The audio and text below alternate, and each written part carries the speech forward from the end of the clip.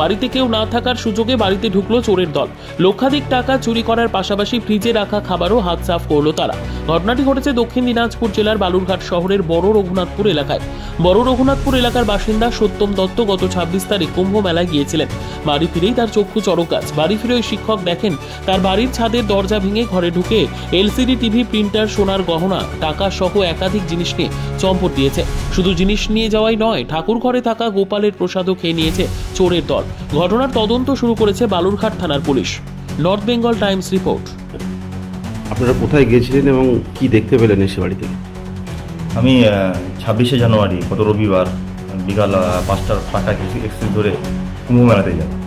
আমার বাড়িতে আমি, আমার স্ত্রী আর 5 বছরের একটা বাচ্চা আছে। আমার স্ত্রী আর বাচ্চাকে আমার শ্বশুরবাড়িতে রেখে আমি গত 26শে জানুয়ারি কুম্ভ মেলাতে যাই। আর বাড়িতে ফিরে আসি আমি 31শে জানুয়ারি।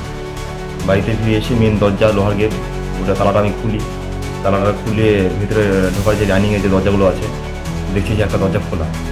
তো আমার তখনই সন্দেহ হয় যে দরজাটা কেন খোলা, আমি তো লক করে দিয়ে গেছি। তো দরজা দিয়ে আমি ডাইনিংয়ের ভিতরে ঢুকি। ঢোকার পরে আমার যে বেডরুমের দরজা, সেটা আমি লক করে গেছিলাম, সেটা দেখছি খোলা। খুলে দেখেছি ওরা বিকি দিয়ে, চারা দিয়ে সব খুলে দিয়ে ভিতরে আমার টোটাল 4টা আলমারি, 2টো ঘরে 4টা আলমারি আছে। সবগুলো আলমারির ভিতরে লকার টকার সব কিছু খুলে দিয়ে, সব কিছু তছনছ করে দিয়েছে। একটা স্মার্ট টিভি ছিল, হিটার, তারপরে আমার প্রিন্টার ছিল, সে প্রিন্টার, সব কিছু চুরি করে নিয়ে গেছে। ঠাকুর ঘরে গোপালের তার কানের দুল, সোনার, তারপরে কানের দুল, তার টিকলি, এগুলো সব চুরি করে নিয়ে গেছে।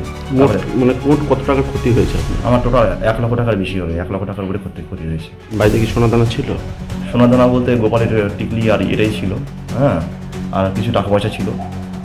জিনিসপত্র দিয়ে সব কিছু দিয়ে প্রায় 1 লক্ষ টাকার একটু বেশি হবে চুরি হয়েছে। পুলিশকে খবর দিয়েছিল? আমি তো এই অবস্থা দেখে তো আমি হতবাক হয়ে গেছি, যে কেবল ঘুরে আসলাম, মানে কুম্ভ থেকে আসার পরে বাড়িতে সব তছনছ হয়ে আছে।